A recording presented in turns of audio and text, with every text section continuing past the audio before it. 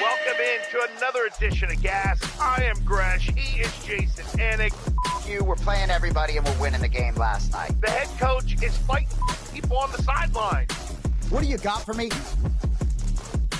I know you're a part of Tight Pants Society. No f***ing play is that a gimme, right?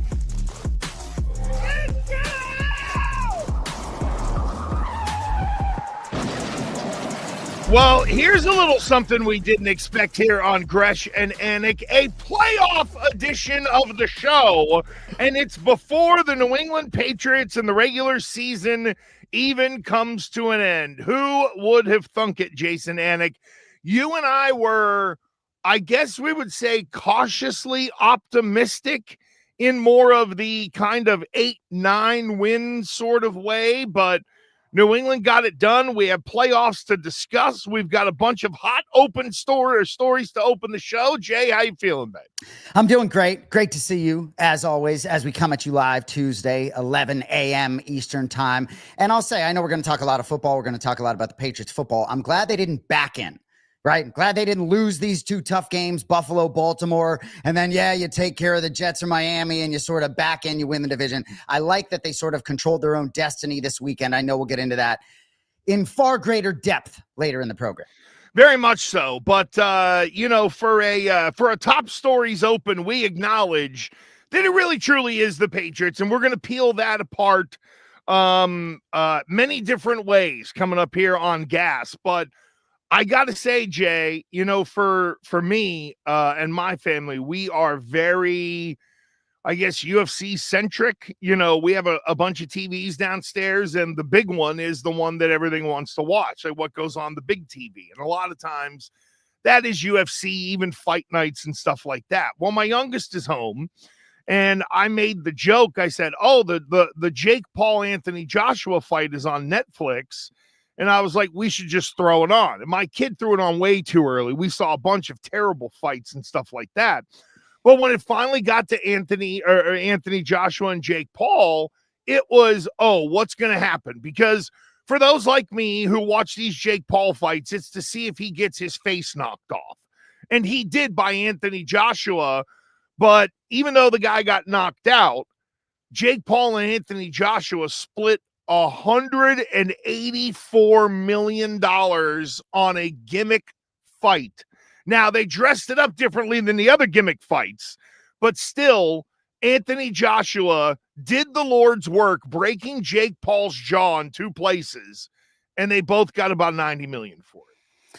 Yeah, I fell asleep during it. I was excited for my boy Chris Weidman to get an opportunity that night against Anderson Silva for that trilogy. Tyron Woodley got the opportunity. Love to know what those guys got paid. But yeah, it just doesn't move the needle for me, Gresh. The one thing, the regret I have is that in these bouts that absolutely appear fixed, that I'm not making enough money, right? Anyone with a microphone saying, Anthony Joshua within the first couple rounds, right? So the fact that it gets to the sixth round, whatever it may be, right? I just think they're in a world where I like to be a non-conspiracy theorist, especially about sports. This shit is absolutely fixed. The fight with Tyson, what a joke. You rewind this stuff back. It's like, what are we watching? Well, you're Brendan Schaub's Instagram. Go ahead, Gresh. No, to this point, you're exactly right. This was the first time that Jake Paul took a real punch and it shattered his jaw. And that's why everybody got boners over it, because when you see the x-ray and it's broken in two places, it's like, good, you dumbass. You finally found out what it was like to go against somebody, and he's, lying naked, wriggling in honey with cash all over him. You know what I mean? So I get, it was real in that the guy really got his jaw broke, which is great. Everybody loves that. But look, I can tell you this. The Paul brothers, by the end of the year, Jay, I know we don't make like big predictions on this show or anything like that. The Paul brothers will be the WWE World Tag Team Champions by the end of the year. They're both geared for it. Logan Paul is amazing at it. They're going to go into that world and make a ton of money because they're both naturally assholes. And that translates on the air. You know, I wish that meant more to me, if I'm being honest, with this Yeah. WWE stuff. It just doesn't move the needle for me. And you talk about UFC in your family, and obviously it's the same in mine. And so my takeaway, the reason Chris Weidman comes into my head is because of the dollars for this thing. Was Weidman going to make $1 million? I don't know. Is he going to make $500,000? But the dollars for this stuff, and these UFC fighters that put their lives into this stuff. One thing I was going to get to is the Quinshon Judkins injury on the Browns, right? It's like all these athletes that put their life on the line, right? The reason Conor McGregor is the most famous and most paid is because of the boxing stuff, and that was obviously a more consequential bout. Well, I was going to say that's where the sports talker in me says, well, if the UFC didn't have to get dragged into court in a class action suit because they were paying everybody in beans and francs at one point in time, like that. So you like we wonder why the MMA guys will kind of wander a little bit, right? Your buddy, Bilal Muhammad, friend of the show, went and did some real American freestyle. And I know that from a competitive standpoint, that didn't go well. But you and I talked about this. The fact that UFC has become so big that now you can have you can have dirty boxing, bare knuckle boxing. You've got real American freestyle, who's a whole different genre for all those wrestlers. Those are guys to where they can actually make a payday while being amateur professional wrestlers, if you know what I mean. Yes. So that's the part that, even though Jake Paul's an asshole, and I'm glad Anthony Joshua broke his jaw, it brings me joy. It really does. But it's the proof that there's all this offshoot stuff out there. Like Bo Nickel did real American freestyle. These aren't guys that are broke. These are dudes that are now making money in UFC. It's not francs and beans anymore. They're actually stacking dollar bills for these guys, and they still want to go do this stuff. Oh, I'm with you. And the real American freestyling, we could do a lot on that. The element of risk of injury doesn't appear to be as prevalent as, let's say, you're not seeing guys in the UFC go to dirty boxing unless Brian Battle's getting cut, right? But you've seen some of the grappling. But this real American freestyle, like Bilal Muhammad, I think Colby Covington is going to face Luke Rockhold next. Bilal, I think, would love to face Colby, right? That certainly moves the needle. Not much risk of injury. And I don't know what my boy Bilal's making. I could ask him, but I'm sure he got paid to show up in his hometown as a former UFC welterweight champ to do that. No question. And it's good for these guys because not everybody makes it to UFC. And like this weekend, Jay, we went to BKFC down in Mohegan Sun. It was just a Parker Porter. I mentioned it before, right? He's been in the UFC. We've seen him a bunch of times. He's as wide as he is tall. But when it comes to the bare knuckle fighting, bro, his main event against, I don't know who this guy was, this big giant guy who I could tell lost a bunch of weight, because if he came out and said they're fighting Tits McGee, like it would have fit this guy, right? But Parker Porter, like he tattoos this dude and the dude got up and just started throwing, right? It was the first time that we had seen Porter get knocked down. And Jay, 5,000 people were on their feet and hooting and hollering, and these 260-pound mofos are just throwing in the center of the ring, and the smack, right? Like the smack of the bare knuckle, it, right? It changes it's I don't want to say it's sensory overload, but boy, when it connects and a guy goes down and you hear the smack, and then you hear 5,000 people go, woo, because you heard the smack throughout the arena, is awesome. Bare knuckle hits differently, literally and figuratively. It's insane. Hearing you talk about it's just like, Jesus, I don't know if I'd want to be ringside. That shit is bananas. Oh, dude, you know what? You would eat it up, quite honestly. So you'll get tickled by this. I love it when people who live in the state of Rhode Island don't recognize me. So there's these two dudes who are in like Coventry, Rhode Island, who do their little BKFC podcast, right? And they're all fired up about it or whatever. And the dude was like taking pictures in front of me. And there was a guy who was doing the photography for BKFC. And this guy was right in our sight line all night. I sent them tweets. I yelled at the guy. I was bitching up and down. I yelled, "Hey, photo boy, move your fat ass." Everybody turned around and looked at me and all that stuff. So I just innocently asked this guy who's down there taking a picture. I'm like, "Do you know this dude?" And he starts telling me all this stuff about he has like one of the most popular BKFC podcasts, blah, blah, blah. The guy didn't know who I was. It was great. And he was like, yeah, come to the after party. Introduce you to a bunch of people and da-da-da. And I'm like, buddy, I'm going to play fucking Pie Gal. Like, I love you. You're a nice guy, but I'm not. You know what? I think if I want to meet Parker Porter, I might be able to figure that out at this point in my life. But anyway, no, but like it was, and the people watching there, it's very different. I got to say, we love it, eat it up. We had a great dinner at Michael Jordan's beforehand at Mohegan Sun, that Michael Jordan Steakhouse. Oh, dude, they almost have like these sampler platters. It's like $250 and you get like 5 different steaks and a sausage on there, and you're just picking from it. Oh, dude, glutton's paradise. So you talk about this bare knuckle gruesome sport, and I had mentioned Quinshon Judkins earlier, and I just want to say, right, like with all these injuries, right, and I could take it down a certain road, right, all these torn ACLs, right, we're going to get to Stephon Diggs later and just that rehabilitation, Jason Tatum, for those of you New England fans, but like these athletes and what they give to this sport, right, this is a draft pick, a rookie, right, and now his offseason is filled with the most brutal rehab of all time. Instead of going to the Maldives or enjoying your vacation, enjoying being paid really for the first time in your life. I know NIL money, but what this offseason requires to maybe get back to what you were with this particular gruesome injury. Trevion Henderson, his college teammate, concussed. He'll be back, but it's just, there's a lot of flukiness with some of these injuries, man. And I just feel for the kid. And yeah, I mean, you get a guy like Patrick Mahomes. Yeah, he's going to be rehabbing all summer, but he's got kids at home. He's got rings. He's got a life, right? For this kid to have it happen at this stage, man, sometimes your situation and circumstance is tough. No doubt. And look at like Gardner Minshew, right? He's a guy who has been around the league a whole bunch. He's your $3 to $5 million backup quarterback because people like the name of him. Guy gets in there for Kansas City, takes a step, blows his knee out, right? Right. So now Kansas City, but to your point, some of it is, well, hell, that guy didn't play a ton. They got him out on the field and his leg broke. And then right. Like the Judkins one wasn't just a bad break. It was so bad because that was the game that they offered us on CBS early was Bills Browns here because the Patriots are on later, right? So we had that game on, and when Nance and Romo come back, of course, bone marrow. No, but that's the thing. It took a long time for someone to get that photo up there, and I'll tell you why. We were watching the game, so my wife and I rewound it to see what happened because Nance and Romo came back from break, and they said, Quinshon Judkins is severely injured, and it's so bad we're not going to show you a replay.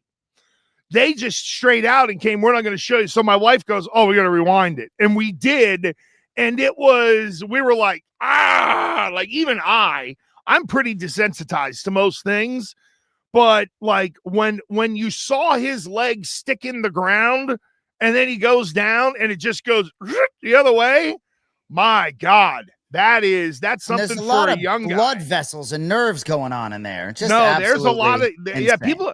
Jay, to your point, people don't realize that. I don't think that you get your knee twisted the wrong way. You got a major artery running through there. You got to be real careful when you're handling those injuries. And apparently, it was a dislocation with a break. Oh my God, brutal. Feel bad for the guy.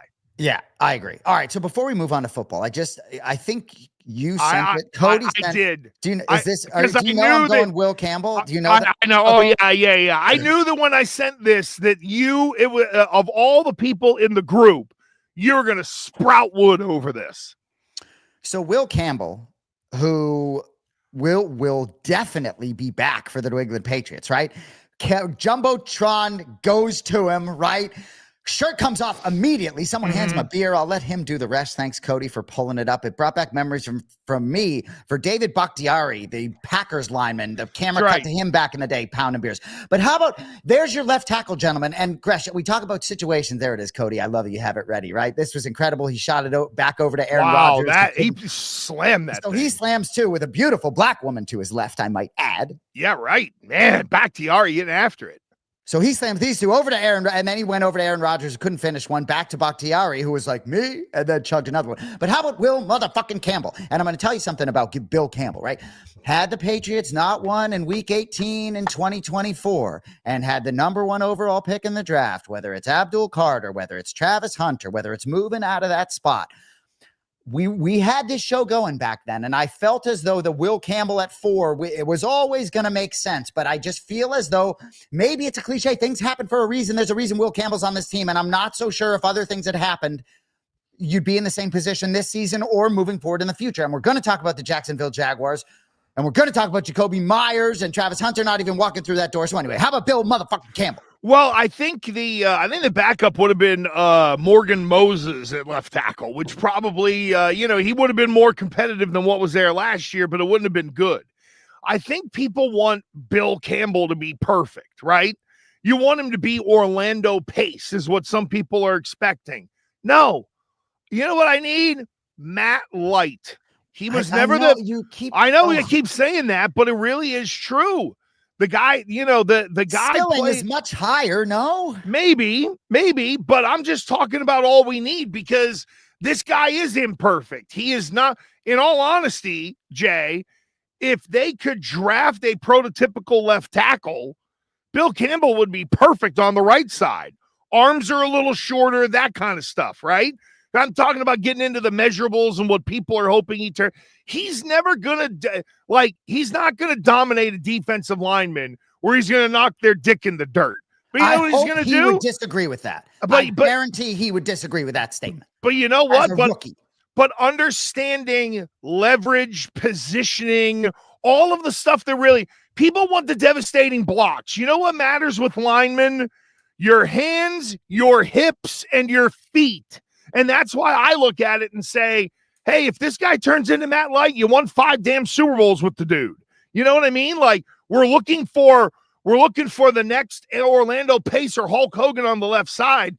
Bill Campbell's been great this year. The guy's playing awesome football, but he's never going to be the Hulk. And that's what people in Boston have been screaming for, that, maybe this guy could have been this or could have been that. You know what? Matt Light wasn't perfect, but he was perfect for this team. And I feel Bill Campbell's the same way. He may not be the perfect left tackle, but he's perfect for this group.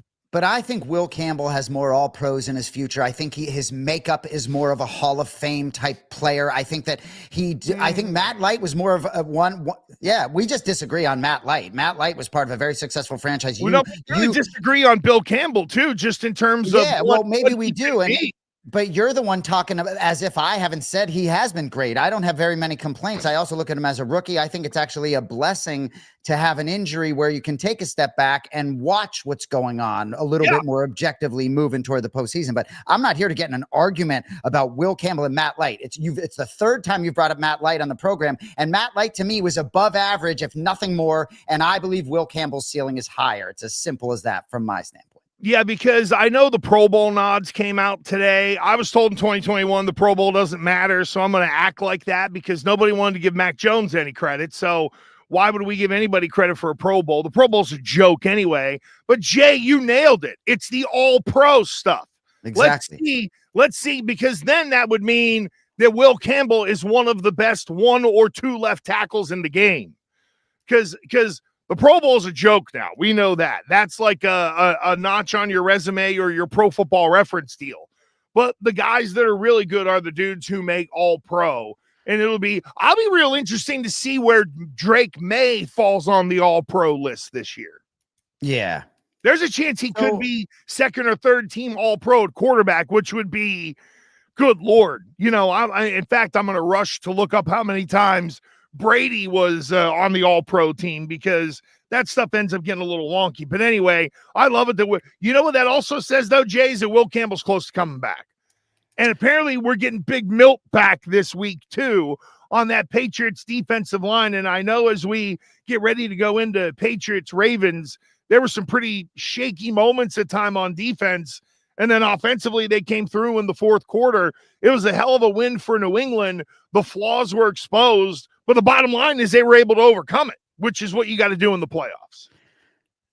There's a lot to take away from this game, right? Patriots 7-0 on the road. That to me, let that sink in. I don't care who you played, right? There were some tough games. I think, early on in the schedule, maybe it don't look as tough now. I understand how easy the schedule was, but 7-0 on the road.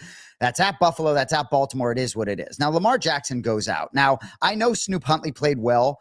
I actually believe had Lamar been able to stay in that game, that it would have been a tougher out for the Patriots, even though, Snoop did well. So, but you talk about Milton Williams and gosh, Robert Spillane, guys have filled in admirably, but him not being there, he adds a level of toughness and of sort of excellence in that position that they just don't have without him. So I said early on the program, I think the Patriots winning one of these two games is very important if they're really going to contend this year, that they didn't just lose to the good teams and beat the bad ones. So I think it was a big win, but gosh, this defense has been really vulnerable. Buffalo did whatever they wanted in stretches. So did Baltimore. So I think I'm a little wary of this team, but I think they've put themselves back in the conversation of contender for me winning this game on the road.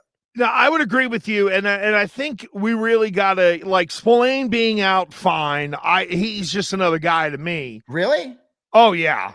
Spillane's got good numbers, but there's a reason he's traveled everywhere. He doesn't fit every defense. He misses a lot of tackles. I can sit here and nitpick Spillane all day if you really wanted me to. But the guy that is the real dude that is missing is Milton Williams, and it shows. There's no one to split a double team. There's no one to stand anybody up at the line of scrimmage in the middle on certain plays where you really would like it. To me, that's the dude. And Jay, I was thinking of this the other day. Somebody said to me that it used to be get a quarterback, get a left tackle, get a corner, get a pass rusher. I don't think that applies anymore. I think it's get a quarterback, get a left tackle, you get a corner, but you get an interior defensive lineman, a real son of a bitch. And then I started to think about it. Aaron Donald, Chris Jones, Milton Williams in the Super Bowl last year. That it used to be go get a pass rusher.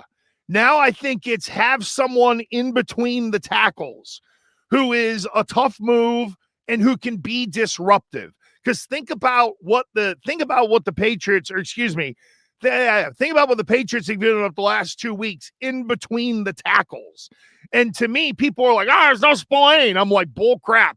There's no Milton Williams. There's guys getting single blocked up front right now. When Big Milk comes back this week against the Jets, watch how many times they're double teaming him or he's splitting the double team. And you'll notice he wreaks havoc in the middle without being flashy about it. That's why I think it gets lost for some folks. Oh, I couldn't agree more. And that defense looks borderline elite when he is out there. And a lot of the things he does are intangible. They don't necessarily show up on a stat sheet. He's impossible to defend. He's in the backfield on every play. I would argue this season, early on, his stats didn't do anywhere close to justice in terms of what he was putting out there on the football field. And they got the most prized free agent. A couple other things that I want to just touch on, and you can, expound upon them at your length if you'd like to. Morgan Moses playing through an injury meant a lot to Mike Vrabel. Really important in a banged up offensive line for him to do that.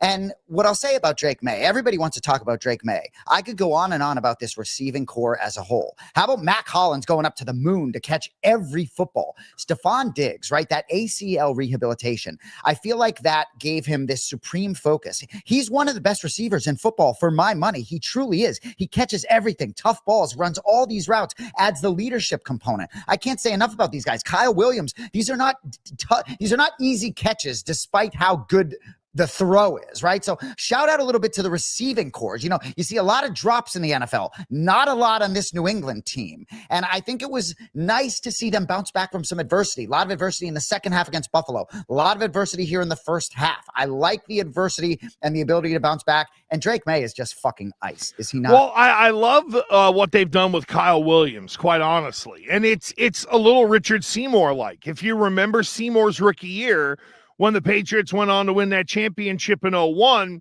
the first 8 weeks, you were like, where's this number 6 pick guy? He would rotate in and out. And then they turned him loose. And the next thing you know, he is a starting nose tackle in the Super Bowl, which is something that people really probably didn't think that they would have Richard Seymour do.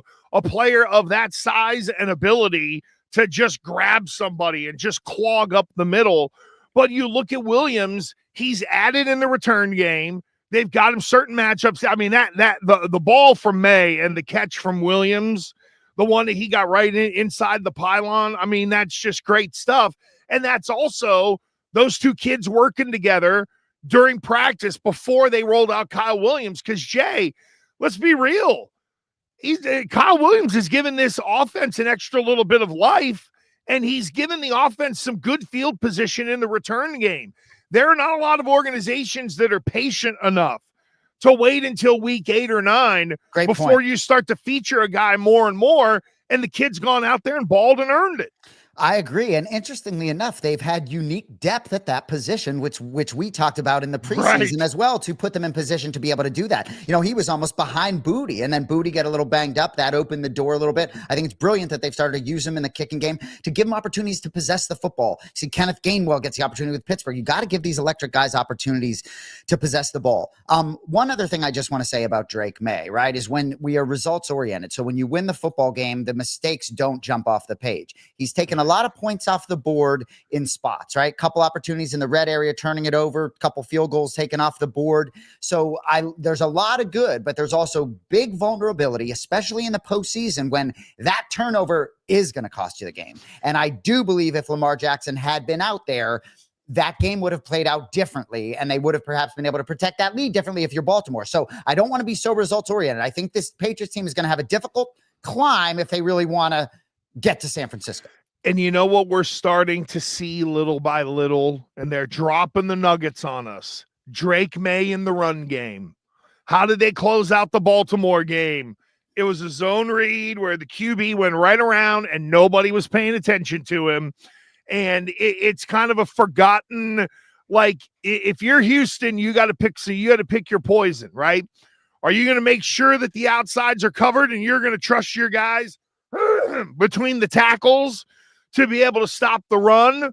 Or are you going to bunch everybody in trying to stop the run, and then whoop, there he goes right around the corner? And I think a lot like Kyle Williams, I love the way McDaniels and Vrabel have rolled this part of Drake Maye's game out, right? Give him 15, 16 weeks, whatever it is, and then we'll start to sprinkle in the QB run come playoff time. It is a true chef's kiss in terms of what McDaniels has done offensively this year.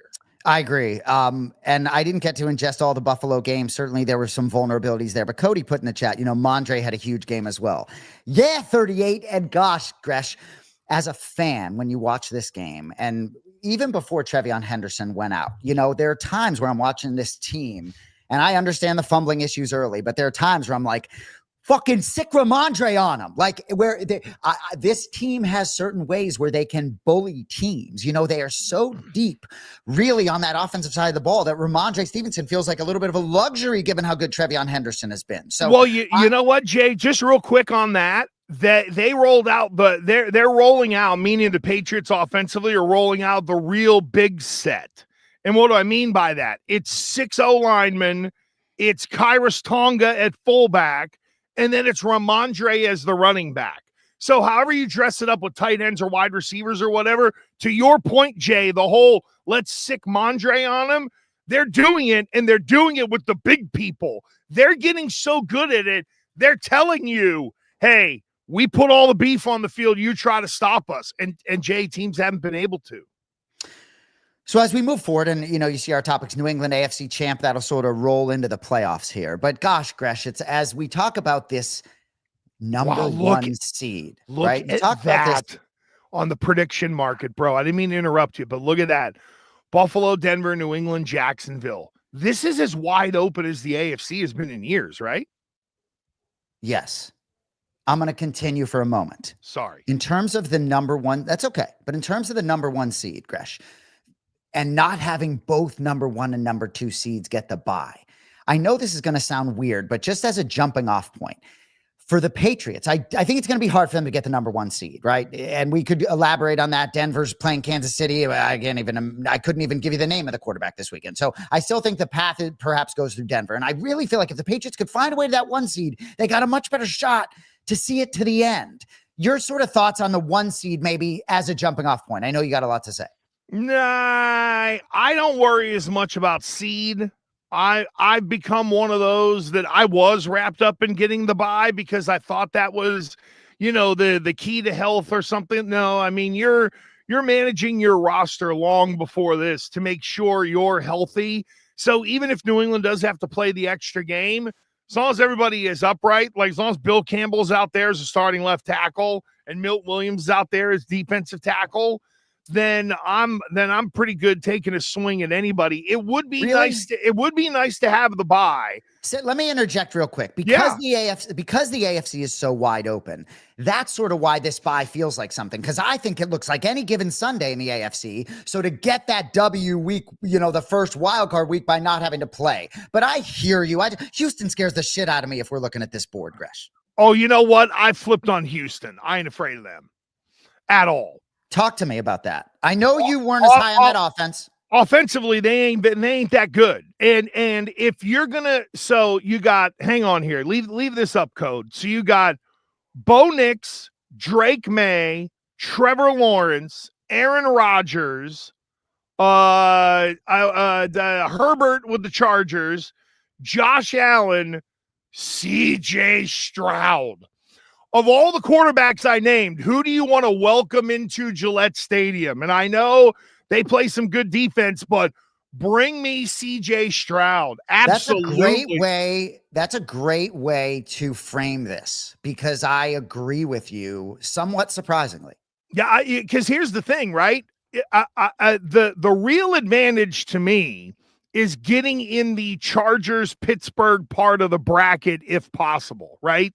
And I know that's unlikely to happen because of the seeding, but think about it. If you're Denver and you're sitting there, you're looking at Pittsburgh, who has Rodgers but is flawed, and Denver will deal with the Chargers here, not this week, but next week once again. But when I think about, of all the guys that could come into Gillette, right? You and I lived through a gauntlet of quarterbacks coming through Gillette Stadium from 2003 to 2019. And how many times did you look at the team, and even the Ravens were like this for a while too, and say, nah, that quarterback's not championship level, or that quarterback doesn't scare me. Houston is only going to be able to go so far defensively. And if they hold New England to 23, I have no faith that CJ Stroud on the road scores 23 points at New England. So bring me all of Houston and more, because to me, even though they got a championship level defense, it ain't going to hold up enough, because offensively they are yuck and poo. Good stuff there. All right. So just a question for you in terms of the 1 seed real quick, right? So Denver at Kansas City this weekend, right? I'm going to assume they're the biggest favorite on the board. I'm going to give them a W there. Would you agree with that? Yeah. Olo Okawalano or Olo Wakano or whatever. Olo Kuhn, he's going to be the quarterback. Yeah, they're toast. And so the Chargers are hosting the Texans this weekend, and then week 18, Chargers at Broncos, potentially for the division, right? So we'll see what happens there. So, but I still believe Denver, I think they're going to be probably a slight favorite at home against the Chargers and need that to sort of retain the 1 seed. So Denver still controls their own destiny, and I think they have a great chance to win out. Do you agree with that simply? Oh, yeah. I would agree with that. Yes. All right. So I just wanted to make sure you sort of agree with that, because I think the 1 seed is going to be very difficult for the Patriots. Now, one thing I just want to bring up before we sort of move on too quickly, your boy Liam Cohen, right? The Jacksonville Jaguars, we've talked about Trevor Lawrence, and I said this last week, right? I bet on him to throw an interception 4 weeks ago after all he did was turn the ball over, and now he's been perfect for 4 weeks. And Liam Cohen, there were a lot of things we talked about. Your boy, what did Cody put? No, I'm only laughing because you jumped on it, and then Lawrence went on the hottest streak of his career without turning it over. It's just... Well, exactly. And but there were a lot of people in my camp, you know what I mean, where we were sort of this guy, you just can't do that. And there are a lot of coach of the year candidates, whether it's Vrabel, whether it's Kyle Shanahan, Ben Johnson. But for me, if you're asking me today, my vote goes to Liam Cohen. You know, I say the same thing every week. We go back to Duval, right? But then after that moment, I watch the way he connects with all these players and all the different things with Trevor Lawrence. They had a lot of sideline interactions that didn't go well. I know I said this last week, Gresh, but it's unbelievable what he's done for the confidence of Trevor Lawrence. Trevor Lawrence is super dangerous when his brain is working. They're great defensively. I think this Jaguars team is live. I'm surprised I'm saying it a little bit.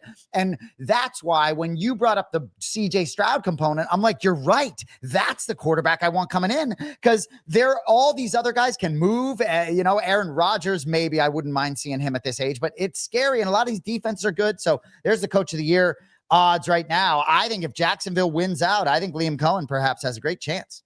As it stands right now, Vrabel's minus 110 on DK. Mike McDonald, that's another guy to think about too, is plus 330. He's done a great job, and he's winning with Sam Darnold, for God's sakes. Kyle Shanahan is plus 330, and Liam Cohen is plus 750. I'll tell you why Shanahan's in there, Jay, because sneaky, people don't realize this, the 49ers could end up with the number 1 seed. 100%. Like that's the crazy part of what's going on in the NFC right now. But Vrabel is still the healthy favorite. But Liam Cohen at plus 750. Jay, I was talking about this, and I know you got something. Josh Allen at plus 2,500 for MVP, to me, is not out of the realm of possibilities, because let's say the Bills steal the division from New England, right? They're going to give Josh Allen all that credit. I think there's a chance of plus 2,500. That might be worth some pizza money as a sprinkle, just in case Allen does go like this and steal the MVP in the last 2 weeks. I agree with that as a flyer, and I'm going to stay there on the MVP. But what I will tell you, Gresh, right? And we've talked a lot about how a couple of years ago, the MVP changed hands on Christmas Day when Lamar Jackson and the Ravens went to San Francisco and won that game. But I saw Matt Stafford, I'm down in Florida, Hard Rock Bet at minus 195 to win the MVP. Your point is well taken about Josh Allen, but I'm telling you right now, Matthew Stafford to win the MVP feels like free money as we go into week 17. Like, Gresh, I would tie this to everything. Cody, if you could pull up the DraftKings odds for Matt Stafford, because I'm telling you, Gresh, there have been times where this market, even live on game day last week, went minus 500, minus 600. Drake Maye's performance, if that moved the needle, that's recency bias, among other things. Matthew Stafford's numbers, Gresh, so to me, I think that's free. Your point's well taken about Josh Allen, but gosh, if I had a bankroll, I'd be looking to take out a line of fucking credit, because I think it's Matthew Stafford's to lose. I could argue that he might win this thing if he goes down in one of these games. Yeah, minus 210. I mean, I know it may be a little too steep an odd, Gresh. I don't see him losing this in the last 2 weeks of the season. You know what? I pick up what you're putting down, and I just looked up. who are the final 2 opponents for the Rams, because Stafford's got to seal it up too, at Atlanta and then Arizona. I mean, right. Those are 2 teams right now that are very unmotivated to do anything. And I think you make a good point that while I think Allen could end up stealing this thing, it's contingent on the Patriots sort of helping them win the division, if you know what I mean. So you need a little help there. But in terms of I control it, I'm going to go win this thing, you're right. If Stafford throws 7 touchdowns versus 1 interception the next 2 weeks and the Rams win and they clinch a number 1 seed, or even if they're, a 13-win wild card, exactly, people are still going to respect the hell out of what he did this year. And if all those teams have 13 wins, and I could argue, my point is, the reason I like to run to the window now is that I could argue, let's say it's 4 touchdowns, 2 picks in the last 2 weeks. He still gets my fucking vote. That's sort of my point, is that unless they throw up all over themselves, I still, I think he could do a lot wrong and still get this, where maybe Brock Purdy wasn't in that same situation a couple weeks ago. And a couple years ago. And Jay, I would say this too. I think May, and again, my premise on the whole Allen could steal this thing is because he can be Superman. I think even though Drake Maye threw for 380, I don't know if people looked at that like it wasn't like Tom Brady carving and slicing and dicing people and getting 380 yards. So for some people who are voters, I wonder sort of what kind of context they put that Drake Maye performance in. But it also feels like the voters want to give it to Stafford. Not that this is a Lifetime Achievement Award, but it sort of feels like people jumped on early, and unless somebody does something heroic, most of the voters aren't going to let go of their original notion that Stafford should get the thing.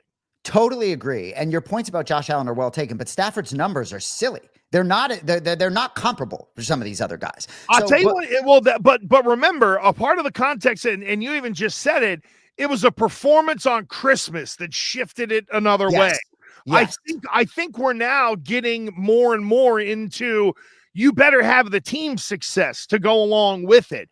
And I think that's why, like, if the Bills steal the division, that's why Allen is still live in this thing, because people will look at the team result and give those quarterbacks credit. Exactly. But my point is with the schedule, and you made the point, the Rams schedule, I like them to win both games. Patriots schedule, I like them to win both games, right? So to me, if the Rams win both these games, it's Stafford's to lose. Even if the Patriots lose, I understand what Josh Allen can do with his legs. Before we talk a little more about the NFC, just quickly, December 23rd, AFC pick. I'm happy to go first. It's the Buffalo Bills for me all day. If you're asking me right now in an open field, give me Josh Allen and company. Who's your pick as of today? This is tough because it is as wide open as ever. I'm going to lean Denver. And the only reason I lean Denver is maybe because it's Mile High, home field matters to them a little more than it would, say, at Gillette, where we're just hoping for a snow day on a Sunday. You got to go up there. You got to deal with the elements. Jay, there are three things that I think football players cannot control.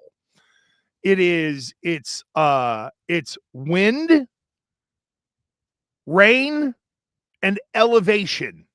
And the hard part about elevation is you don't know how your body's going to react to it. In a way, like in the heat, you would know, oh, I'm getting hot, I might have heat stroke, let me go lay down. When you're in Denver and the next thing you know, you're out doing warm-ups and you're like, bingo.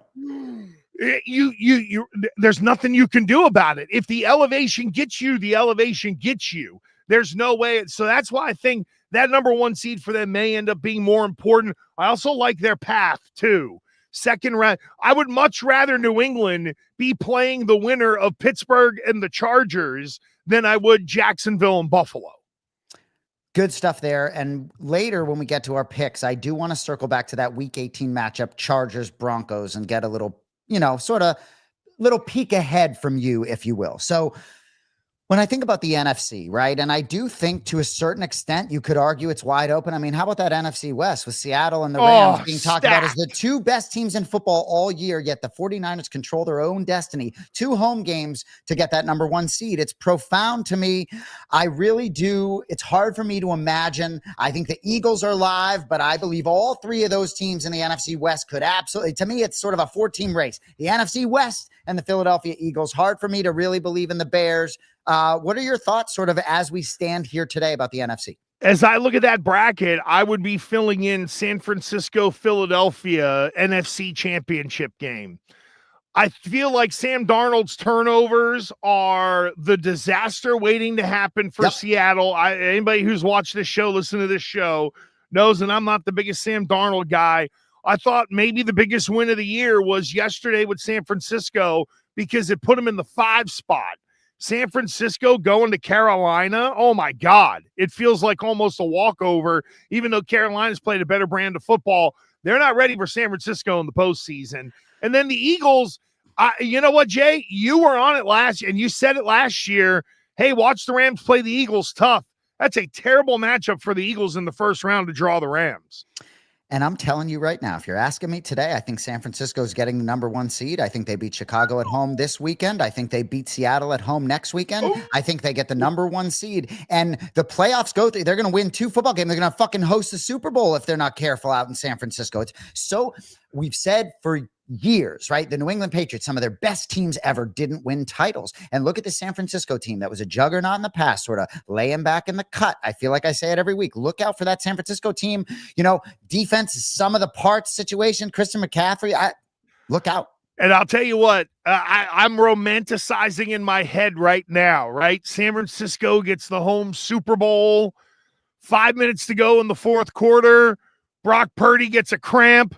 And there comes Mac Jones in. He throws the Super Bowl winning touchdown pass and just grabs his dick to everybody right there. Oh, it'd be great. That'd be so awesome. What a great way. What a great way to end it. Where are you at on the Eagles right now? Because a lot of people seem to be bailing on Philadelphia thinking, well, they're not this, they're not that. They're still pretty good, and they got a lot of championship credibility. Where are you on the Eagles? No question. And defense can win football games, especially in the postseason. And you talk about quarterbacks running the football. Jalen Hurts hits differently in the postseason, just like a lot of these guys, I think, will. They'll be more apt to use their legs, not be necessarily worried to get injured. The Philadelphia Eagles, A.J. Brown, I've brought this up before. Last season, or excuse me, I think after they won the Super Bowl in the preseason this year, he said everything's going to have to be different if we're going to win it again. And so I like the fact that they are a little bit more under the radar this year. It's going to have to be different. Ultimately, the Rams to me are the class of the NFL. Even though Seattle beat them last week, the Rams were better in that game, in my opinion. So I still think the Rams are sort of that elixir, that tough football team but honestly, any other team, if I'm Philadelphia, do I like them to maybe go win at Seattle or San Francisco? I think maybe I do. The Rams, I think, are just that matchup that's difficult, if you ask me. But I still believe in the Eagles absolutely have a great chance to make it to the championship game. But if they face the Rams, I don't think they're getting to the big one. You know that I'm not as big on the Rams as you are, and I think the physicality of Philadelphia compared to L.A. would win out in a game like that. But that's a brutal draw for Philadelphia. It ain't going to happen, but if you're Philly, you'd love to see the Packers come rolling in. I don't know if there's any way that Philadelphia can jump up to the number 2 seed, and then it would give them the 2-7. Now, it would also put them on a different side of the bracket as well. I feel like the Packers and the Panthers and the Bears are just sitting ducks. They like the Packers lost Micah. They lost their mojo. The Panthers are the leaders in a really bad division. And the Bears are that prototypical first-year team who has had some success, but I don't think they're ready for the moment. You could look at Caleb Williams the way you do Drake Maye sometimes, right? I remember the good stuff. I'll ignore the bad stuff because they're getting results. And I think some of that is going on with Caleb Williams, but there's some real warning signs there. I just kind of feel like in the AFC, I don't think the Texans can beat the Patriots, but you put the Texans in for the Packers, I think there's some real problems there. I think the NFC might be a little more top heavy, but the AFC 1 through 7, I think, is a deeper, tougher gauntlet than what it will be in the NFC.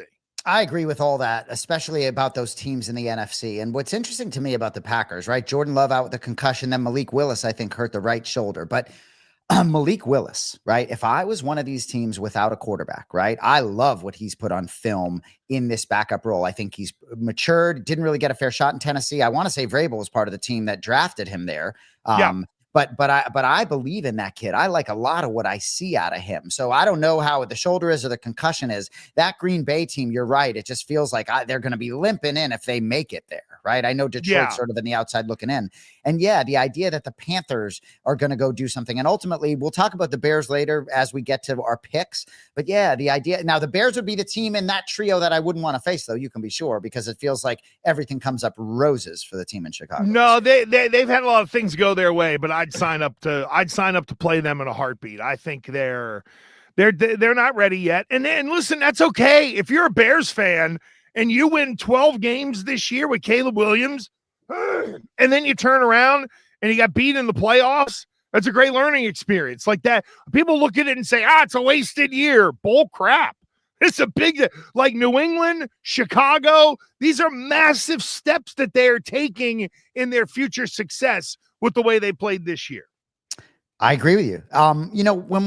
As we move sort of toward the picks, and this is one of the first weeks ever, unless I'm mistaken, where I think I saw your picks ahead of time. And I did. I put them in last night. And maybe you had 4 of them up there because you were unsure or whatever it is. So what I'll say before we get into the picks is I was a little surprised at maybe some teams that you didn't have in there. So I'm interested to get your takes on some of these games that maybe you didn't pick. But just to let you know, for those of you joining us, we appreciate you. Follow us at Gas Show AM, Gas Morning Drive, Anik, Gresh, Jason, Anik. So we give you podium picks. We've started this in week 7. I love it. We do 3 picks against the spread, our 3 best bets: gold medal, silver medal, bronze medal in that order. Your gold medal selection, you get 3 points. Silver medal selection, 2 points. Bronze is 1 point. Gresh is on an absolute tear. Well, right? I was going to say, if you have been tailing this show the last 2 weeks, you and I have made people money. More like the last 5 weeks, right? People have tailed. Yeah, right. Yeah.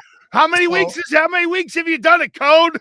Well, I think I'm 8 of the 9, perfect the last 2 weeks, but overall through week 16, Gresh 20-10 against the spread. That is good clip. I'm 17-11-2.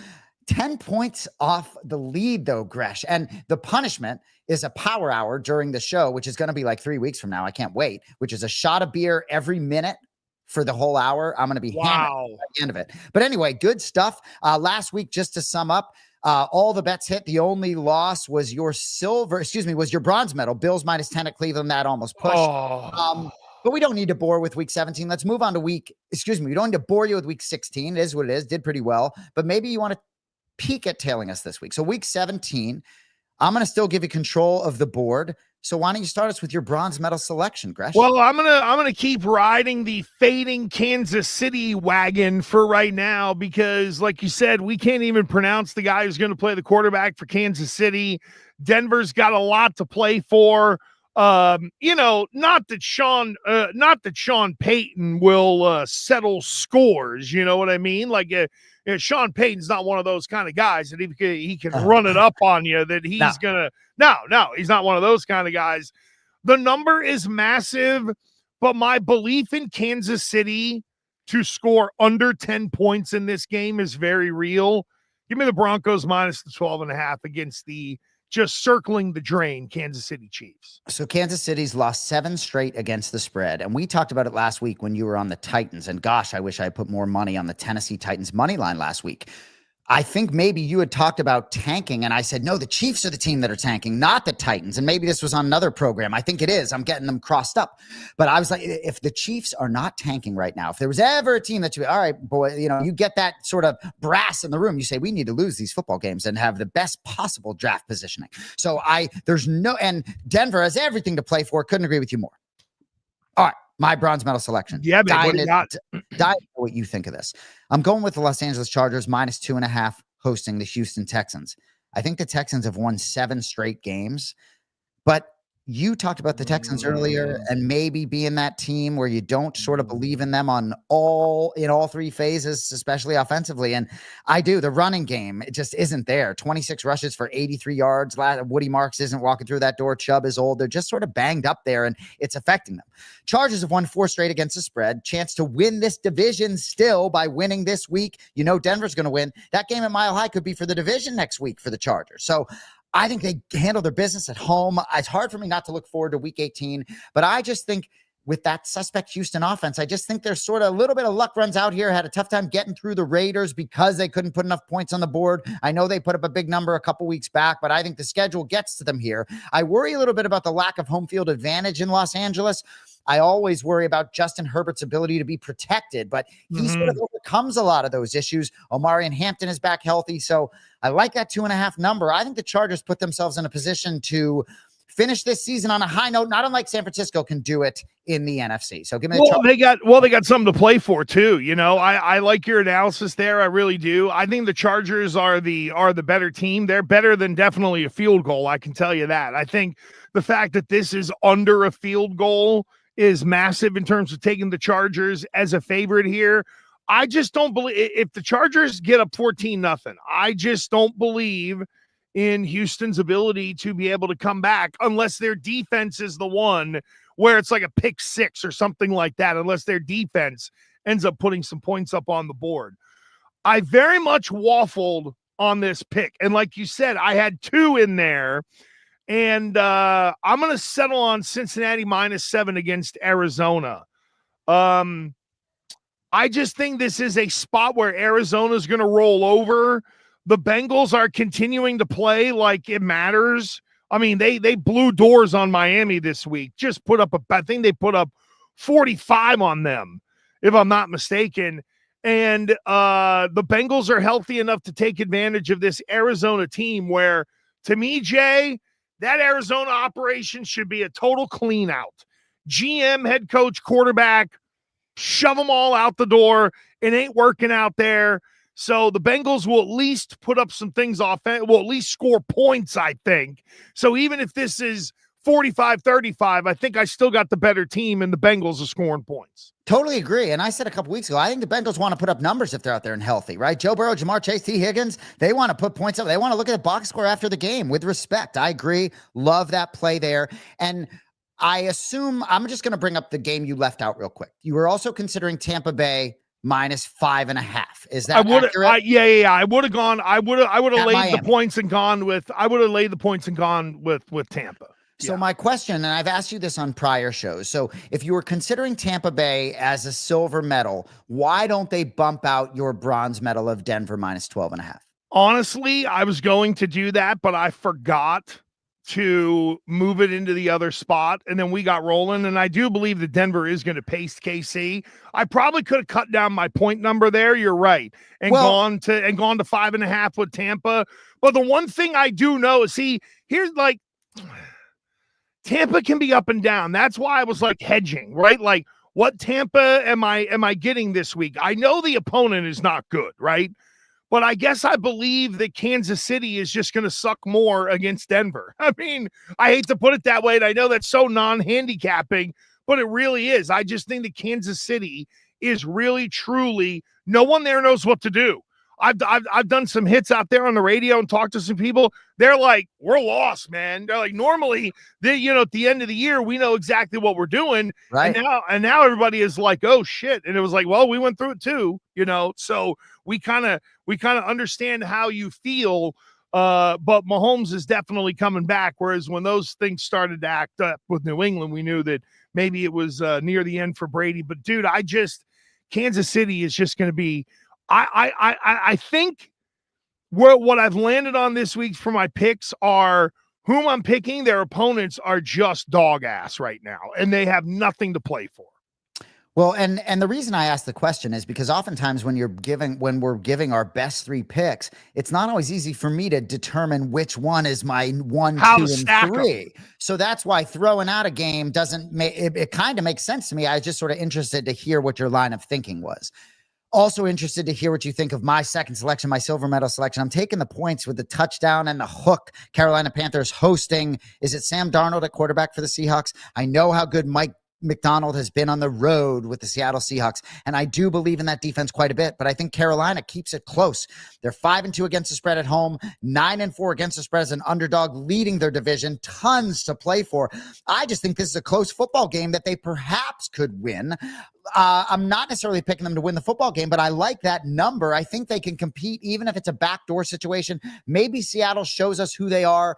I like the running game in Carolina. I like what I don't like is a quarterback. I really don't like Bryce Young. He's so Jekyll and Hyde for me, but I'm going to go with the Panthers here, really, because I like the number quite a bit with a team with a ton to play for in front of their home fans. Can I tell you the game that I took out of our show doc that I was considering in the silver? It was Seattle over the Panthers. -7.5. Yeah. I'll tell you, your hook might save you here. Seriously, like the half might end up being the difference in this one, but I really like Seattle. I have very little faith in the Panthers. I think the Panthers have had a lot of things go right for them that they have been able to really take advantage of. I just don't love I don't love this spot on the road. The Panthers have gotten a little bit of success, whereas Seattle has been consistent all year. I feel like with Carolina, they've done a good job the last couple of weeks here.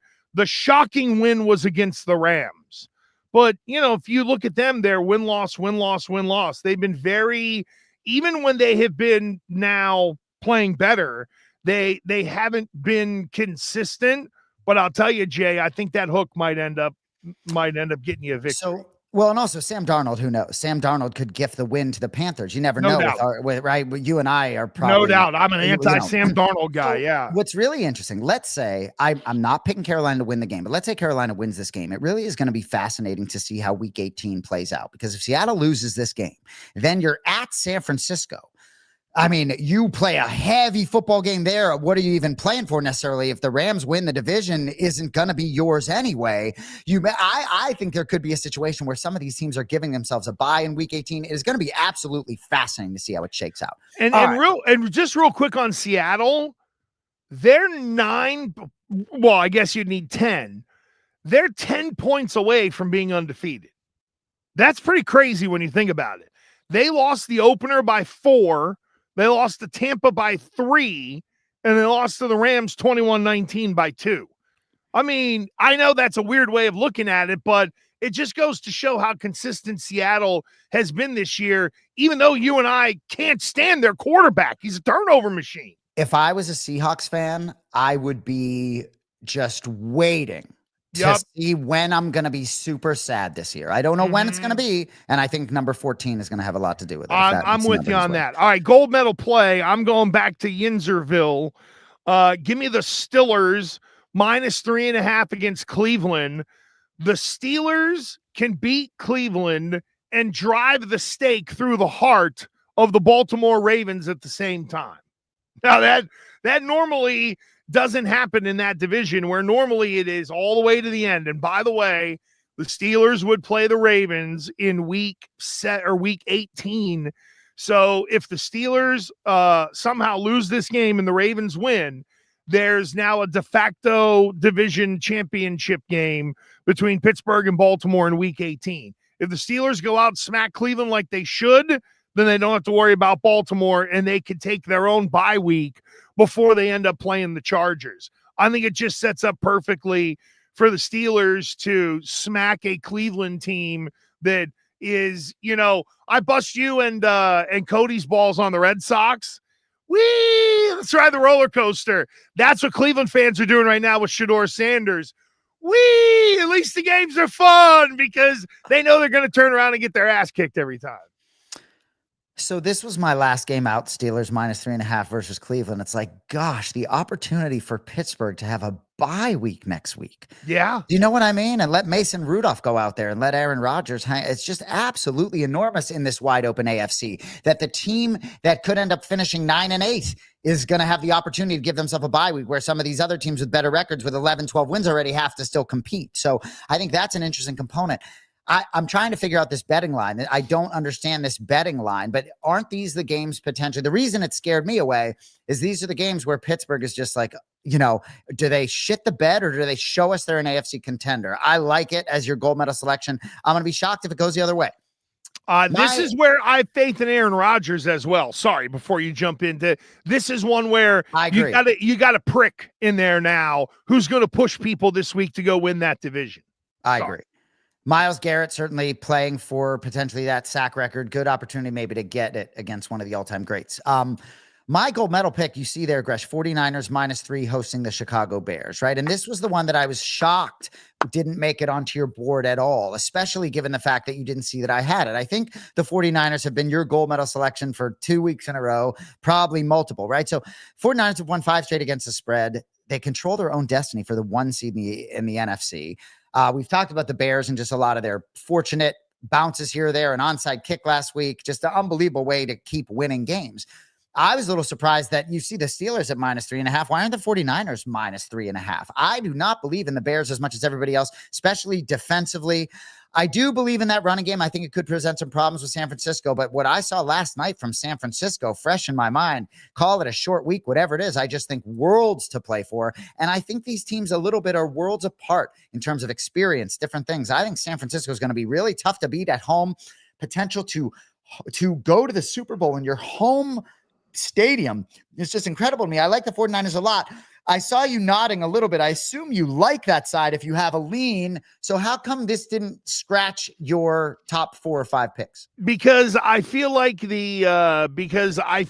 the Bears, if there is one thing they can do, it's score.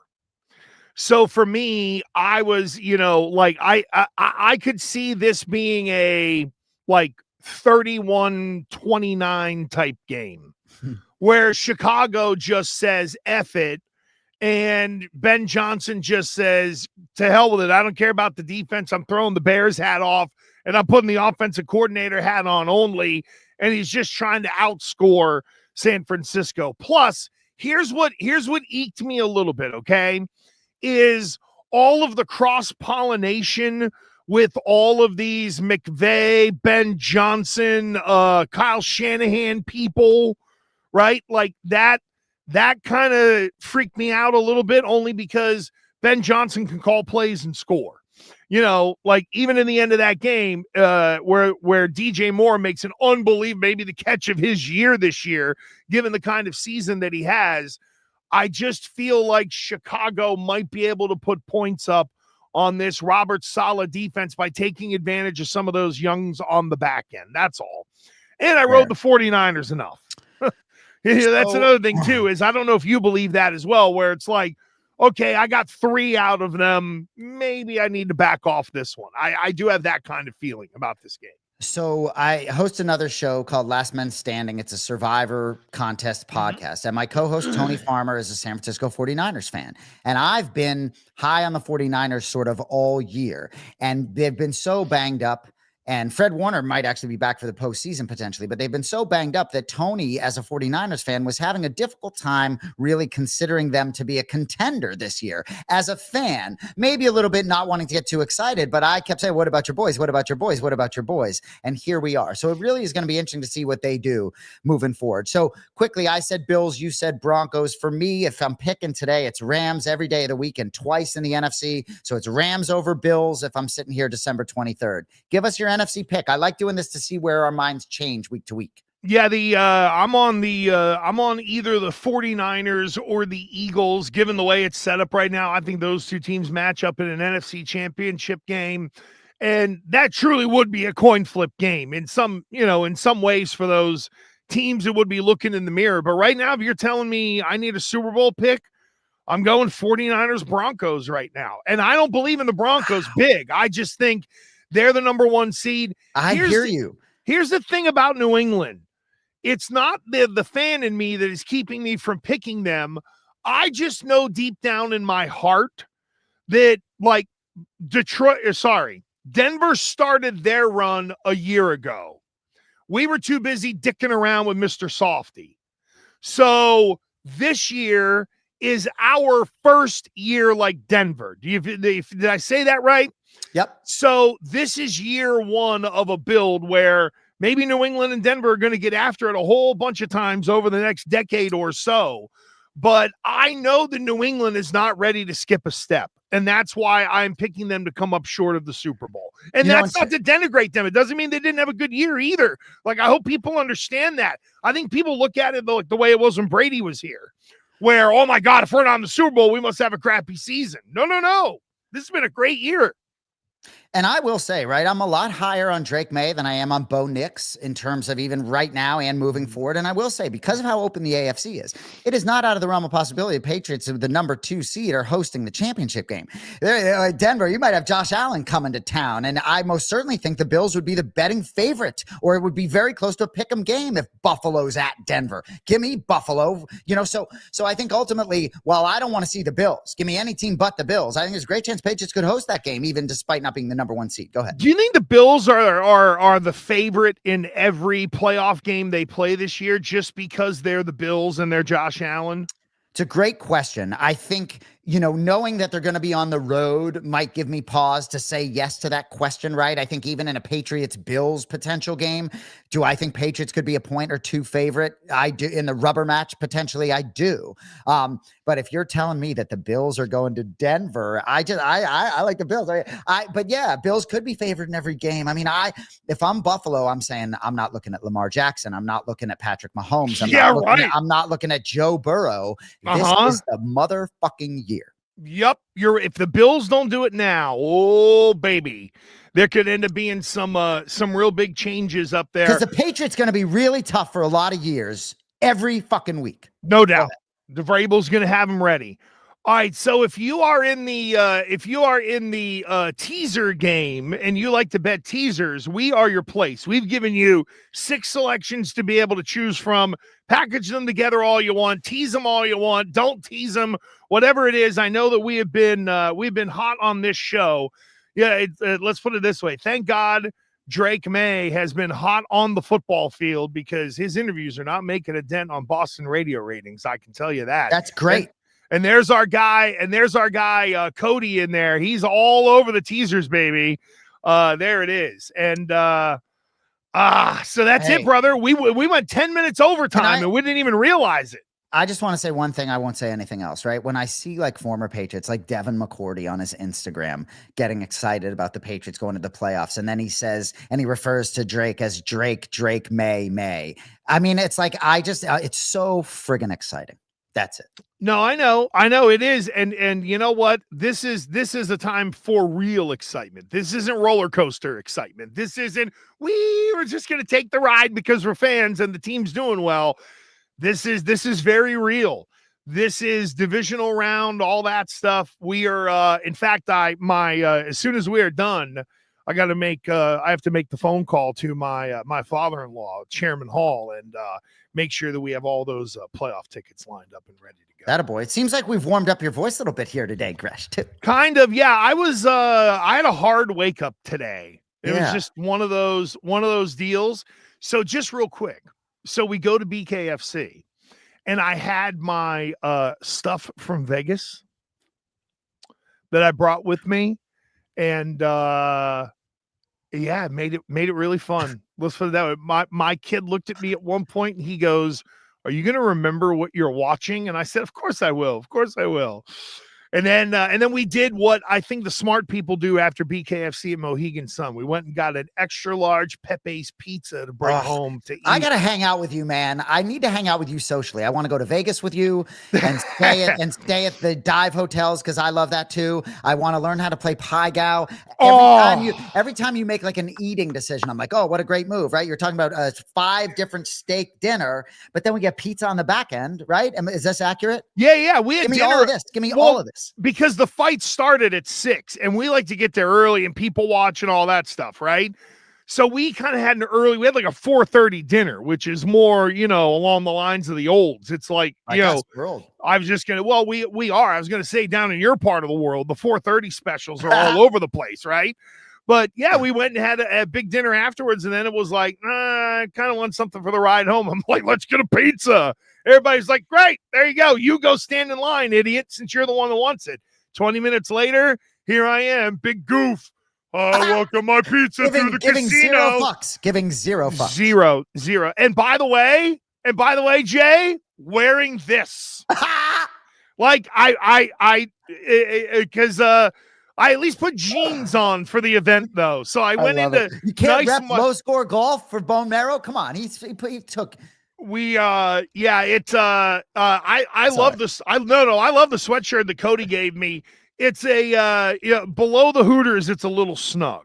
So I couldn't wear it out. You know what I mean? Got it. But on this one, I'm gonna wear this thing out. Like these Carhartt on this shit will fade by the time Carhartt's been hitting hard for 30 years, Gresh. So what would you get on a Pepe pizza? Let me just ask that real quick. Oh, gosh, I could go so many different directions. So what I'll say, just as a staple, like my whole family and my whole life, we've been big, just like straight up onion pizza, right? And It's funny, right? Just sort of simple, right? Now, granted, I could go pepperoni. I could go, we could have the conversation about pineapple. I can mess with pineapple. Don't really like ham. I don't like ham on my pizza. But hey, whatever you're putting out there, I'm not a big olive guy, not a big jalapeno guy. But a little onion, get it sweating all over the pizza. We like a little onion. I would assume that ham wouldn't be an option for you. We're not a kosher Jewish man. Happy Hanukkah. Merry Christmas. Oh, yeah. I was just going to say, how did Hanukkah go, right? Oh, it's hilarious. Eight crazy nights. Did the girls have fun? Right? So my daughters both can sing pretty well, and my wife can't carry a tune. So for the blessings, my wife is now the lead singer. So we can't get through this. We can't get through the Hanukkah blessings without dying laughing at my wife trying to sing now. So I'm like holding fire, trying not to die laughing because my wife is sort of enjoying this now, like can't carry a tune. We're all right on pitch, and my wife is all over the place. So we've enjoyed that with the Christmas tree in the background. Nice little mixed family over here in West Boca Raton. No, that's good. That's good. I mean, teach both. There's no reason to not learn the traditions of both religions. It's a part of healthily educated people, I think, that you get to open your mind a little bit. All right, we are 15 minutes past noon, so we have definitely gone deep into gas overtime. We are done. Everybody have a great holiday. Make sure you follow our guy, Cody Merrow, at Cody_Merrow, I think on Twitter, at Cody Merrow on Insta. You can find him anywhere. Our guy Bone does a great job. Hopefully everybody has a great holiday. Who knows? Maybe Drake Maye or his wife with cookies will show up at your front door. We'll see you next week here on Gas.